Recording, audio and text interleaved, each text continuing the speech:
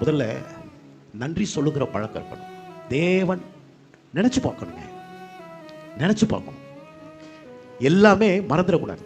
ஒரு சின்ன ஒரு உதவி செஞ்சா கூட நன்றின்னு சொல்லாமல் நாம் இருக்கிறதில்ல. ஆனால் நமக்கு இன்னைக்கு தேவன் எவ்வளவோ பெரிய உதவி செஞ்சிருக்கிறார்.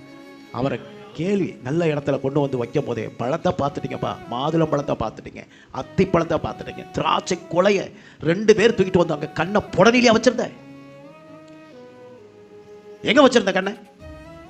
நீ போய் சேர போற தேசம் எப்படிப்பட்ட தேசம்னு உன் பழத்தை கொண்டு வந்து இங்க பார், இங்க பார், இங்க பார், பழத்தெல்லாம் காமிச்சு. நான் நினைக்கிறேன் இது காலையப்பும் யோசுவாவும் 2 பேரும் பிரயாசத்துல தான் இவ்வளவுதான் தூக்கிட்டு வந்திருப்பாருங்க.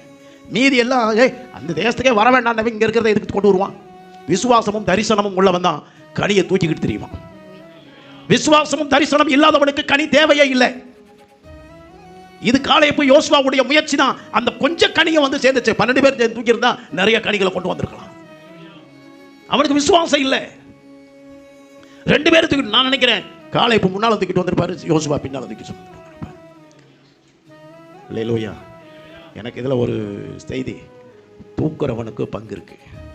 போயிட்டே இருக்க மற்றவன் இதை எதுக்கடா தூக்கிட்டு போய் அவன்கிட்ட காமிக்கணும், சும்மா வாங்கடா, கிறுக்கு பிடிச்சதனமா இங்கேருந்து அங்கே வரைக்கும் இதை தூக்கிட்டு பைத்தியக்காரத்தை நம்ம கொண்டு போகணும். சம்டைம்ஸு பசியாக இருக்கும்போது அவனே ஒன்று பிடிங்கி சாப்பிட்டே வந்திருப்பான் இல்லையா? தேன் எடுக்கிறவன் புறங்கையை நக்காமல் இருப்பானா? நக்குவானா நக்க மாட்டானா? ஸ்தோத்திரம். அந்த கனியெல்லாம் நீ காமிச்சிட்டு, நான் நினைக்கிறேன் காலை பாதி யோசுவா பாதி கொண்டு போய் வீட்டில் போய் வச்சிருப்பான்.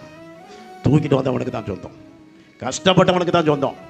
மோசைகிட்ட காமிச்சு மோசைகிட்ட கொடுத்துட்டு ஐயா தாங்க அப்படின்னு கொஞ்சம் கொடுத்துட்டு கொஞ்சம் கொண்டு வந்திருப்பான்.